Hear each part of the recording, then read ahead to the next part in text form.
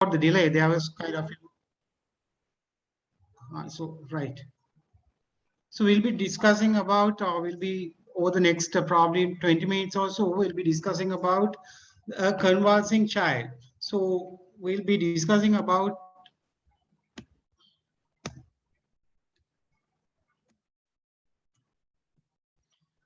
so just to understand pragmatic approach to a child with convulsive status epilepticus, to understand the protocol for the treatment of a child with convulsive status epilepticus, and to introduce the drugs which we could use in Sri Lanka. Sorry, I didn't introduce myself. I'm Dr. Sanjay Fernando, the pediatric neurologist at Colombo North Teaching Hospital and the National Hospital of Sri Lanka. So there is a difference between a convulsion. Is there a difference between a convulsion, a seizure, and a fit? So convulsion is a seizure itself, but to call it a convulsion, there should be a certain amount of motor activity. This motor activity could be a sustained motor activity like in a tonic seizure, or an interrupted motor activity like in a clonic seizure or a tonic-clonic seizure. So fit is a term which is being used by the lay people, so kind of non-medics. So try to avoid the word fit as much as possible. So we'll discuss about the convulsing child. So the definition which has evolved over the time, but still to date, up to date, it's a continuous generalized convulsion, a motor activity, which is going to last for more than 30 minutes. Or repeated attacks, repeated convulsions without regaining the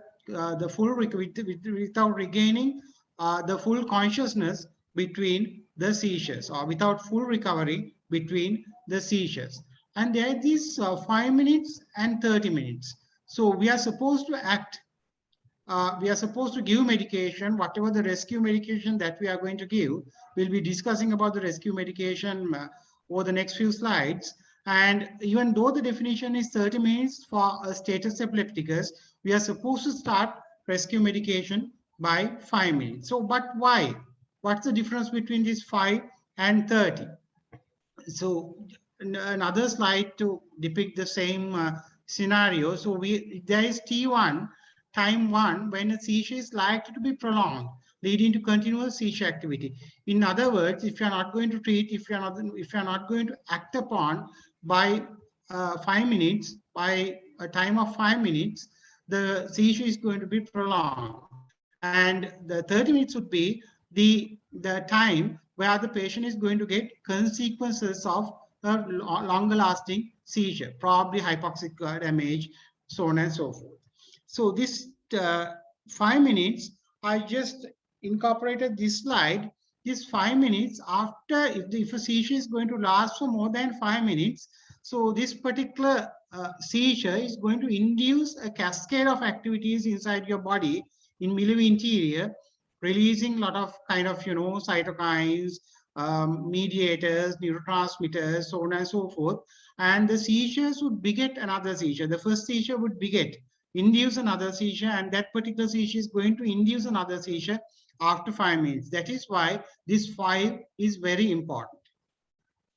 So when it comes to the etiologies, so etiologies, any etiology of any disease for that matter, we can classify as structural, genetic, metabolic, infection, immune inflammation, and unknown. So when it comes to structural etiologies of a patient who is going to present with convulsing seizure, a convulsing status, you are supposed to think about traumatic brain injury, obviously non-accidental injury if the history is a little chaotic, if the history is a little vague, and you're supposed to think about space-occupying lesions such as tumors, or it could be a cerebral malformation, which is there for a longer period of time. And there are certain genetic etiologies, I don't want to go into details, which could give rise to a status epilepticus. And metabolic etiologies like your hypoglycemia, hypo or hyponatremia, your calcium imbalance, hypocalcemia, hypomagnesemia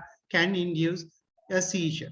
And obviously, you are supposed to think about infections, immune and inflammatory processes as the etiologies of this convulsing status epilepticus. Mind you, even though we talk about these etiologies, the known etiologies, there is a major cohort where we won't be able to identify what the exact etiology of the convulsing seizure is. And to begin with, it's always airway and breathing, A, B, C, D, E, F, G.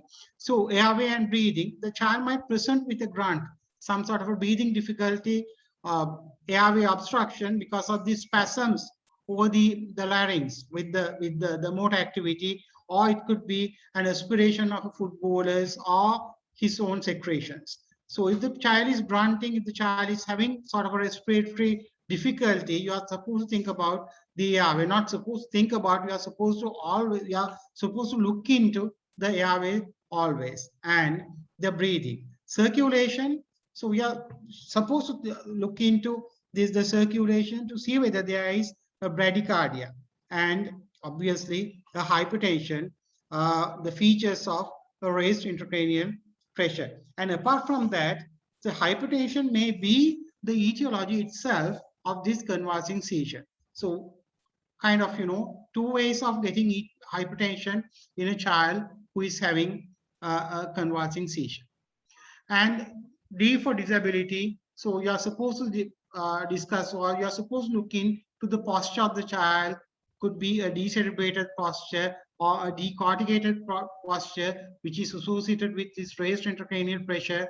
The child might be getting some dystonic reactions, and you might see some features of the so-called non-epileptic attack disorders or psychogenic non-epileptic seizures, or what we used to call as uh, what we used to call as uh, pseudo seizures. We don't call it as pseudo seizures nowadays. However, when it comes to the management of the convulsing child, a convulsing status epilepticus, so you have just airway, breathing, circulation, and D, E, F, G is, yeah, it's important to think about. If it's important to identify, or it's important to investigate to see whether there is a derangement in the glucose. So that is, don't ever forget glucose. So you are supposed to check the blood pressure, start the blood pressure, the blood glucose level, sorry about that,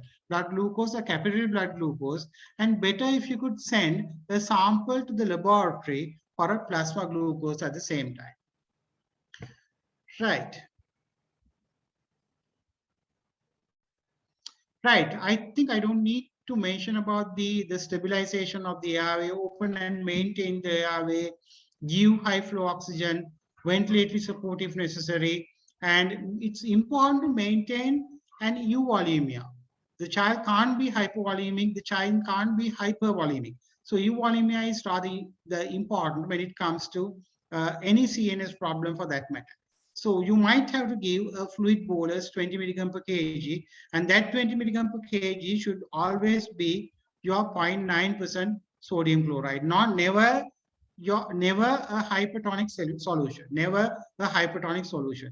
And you might need to restrict the fluids if there is a necessity, only if it is necessary, because you are supposed to know about this cerebral perfusion pressure, which is the difference between the mean arterial pressure and the intracranial pressure. So if you are going to reduce the mean arterial pressure by reducing the fluids the patient is going to be on, the cerebral perfusion pressure is going to go down, giving rise to a secondary cerebral damage. A secondary maybe an ischemic damage for that matter. Right, so we can give glucose if necessary. I know that there is a special lecture on management of hypoglycemia. Because of that, I won't be touching on that, and managing the conversion itself. So this is the algorithm given. So we'll go one by one. Again, to start with the airway, your oxygen, and you're supposed to think about the reversible etiologies like hypoglycemia, maybe hyponatremia, and raised intracranial pressure in the beginning. And it's try your level best to get a vascular access, but don't be panic if you don't have the vascular access. If you do have a vascular access, you are lucky. You can give intravenous midazolam. They have given the dose to a maximum dose of 50 to a maximum dose of 10 milligrams. And if you don't have uh, the vascular access, again go for buccal midazolam. I don't think that, yeah, I think we can start from buccal midazolam or intranasal midazolam to begin with. If there is any problem of giving buccal midazolam, problem with clenched teeth or something like that, you could think of giving uh, IM midazolam. If you can get this buccal access, always try to start with buccal midazolam or intranasal midazolam for that matter. So the dose is 0.3 milligram per kg. And if you don't know the kilogram body weight, you might be knowing the way of calculating the body weight according to the child's age, I'm sure. If not, the BNS gives the doses according to the child's age. Let's say, for an instance, till an age of 6 months, 2.5, 6 to 1 year. So according to the age, they have given these the buccal and the intranasal midazolam doses. So unfortunately, we don't have this buccal midazolam already prepared guns, which are available in the other countries. So we can use whatever the solution, the intravenous solution we have. So we are supposed to take the solution out through an insulin syringe, insulin needle, 27 gauge needle, and you can give it to either side of the buccal mucosa. So let's say, for an instance, if the volume taken is about around 0.5 milliliters, you can give 0.25 to the right sided buccal mucosa and 0.25 to the left side of the buccal mucosa. And it's very safe and it's very easy. So you can wait for 5 minutes after giving the first dose of benzodiazepine. If the patient is not responding, you can repeat the same. If you have the IV access, you can give the second midazolam or the second benzodiazepine as an IV through the IV route. If you don't have the IV access, you can repeat the buccal or the intranasal route. However, after the 5 minutes, try your level best to get a vascular access. So if the patient is not responding even after the second dose of benzodiazepine, so mind you, we can give only 2 doses of benzodiazepines in any combination. We could give diazepam, lorazepam if you have lorazepam, or diazepam, midazolam, any combination. The maximum would be two doses, right? So if you don't, after giving 2 doses of benzodiazepines, you can think about your phenobarbital, levetiracetam, and phenytoin. I did start from phenobarbital because levetiracetam is not freely available. IV levetiracetam is not freely available in Sri Lankan setup. Of course, you can give phenytoin, and phenobarbital still is a good drug to be used in the emergency setup. So the levetiracetam dose is 40 milligram per kg. We can give it very fast, probably over a period of over 5 minutes.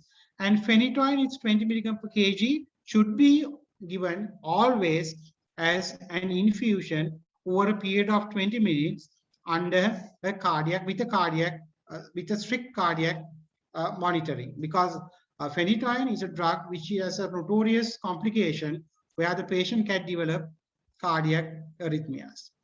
And even though they have not mentioned not in the algorithm, but I did mention the phenobarbital dose. This is how you are supposed to write the dosage in the BHT, the bedhead. So it's 20 milligram per kg of phenobarbital, diluted 1:9 with 0.9% sodium chloride. You're supposed to give it as a slow IV infusion over a period of 10 minutes, right? Right.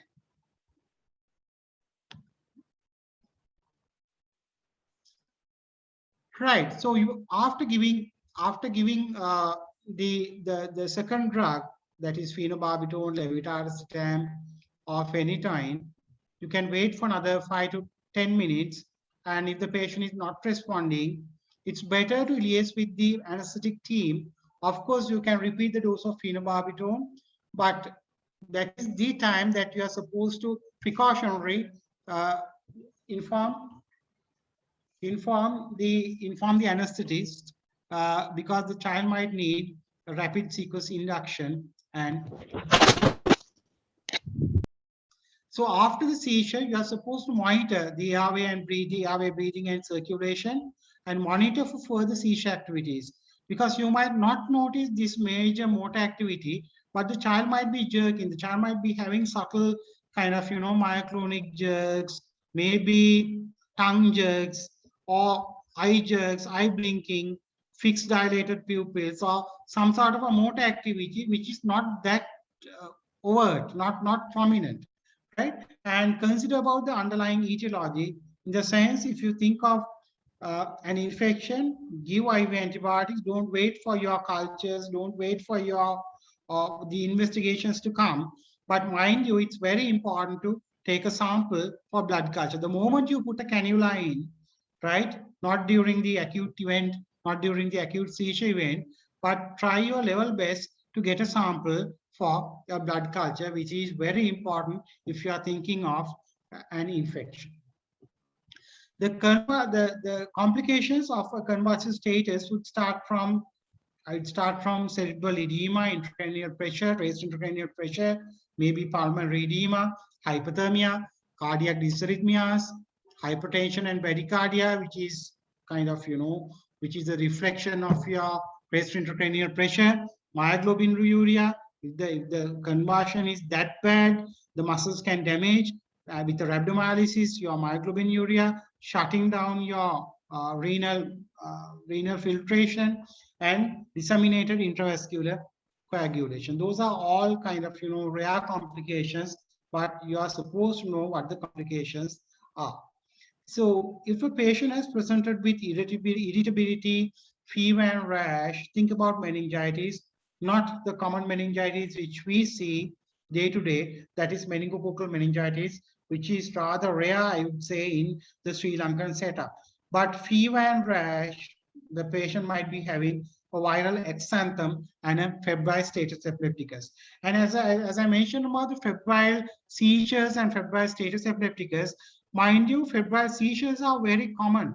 We do see, if you are doing uh, an on-call, you might get about, say, 3-4 febrile convulsions on a single day. But febrile status epilepticus, following a febrile convulsion, a frank febrile convulsion, is rather rare. And a rapid onset convulsion, a motor convulsive status epilepticus. Think about poisoning, cerebrovascular accident, vague history, as I mentioned. Always think about non-accidental injury, not rather uncommon. We might be missing a lot. Hypertension, hypertensive encephalopathy, or raised intracranial pressure. So just to mention about the importance of measuring the blood pressure, because hypertensive crisis the presentation of a hypertensive crisis may be a seizure. So think about, check the blood pressure, uh, uh, uh, try to check the blood pressure as much as possible, right? Use the appropriate cuff size, and the blood pressure, the monitoring, the method should be correct. If not, you are going to get erroneous figures, and you are supposed to compare the blood pressure with the height and the age of the child. Not the because with the age and the height of the child, the blood pressure is going to change.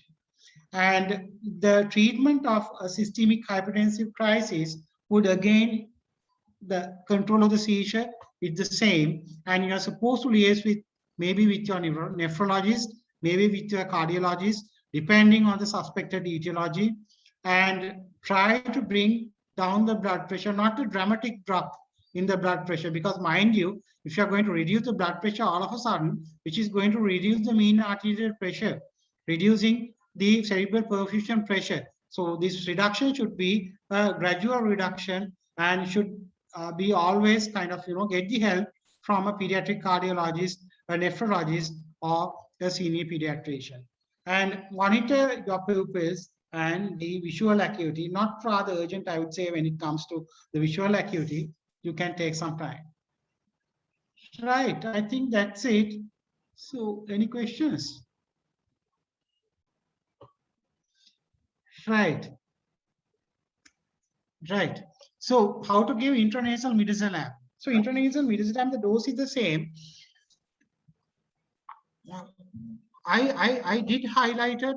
I did mention about this buccal midazolam or intranasal midazolam because the nasal mucosa might get a bit of a congestion with the autonomic manifestation, the autonomic factors associated with a little bit the ongoing convulsive seizure. So it's the absorption might not be that dramatic, as not as good as of the buccal route, but at the same dose you can give half through the insulin syringe. So you are supposed to take the needle out, obviously. So off the needle, without the needle, you can use the syringe.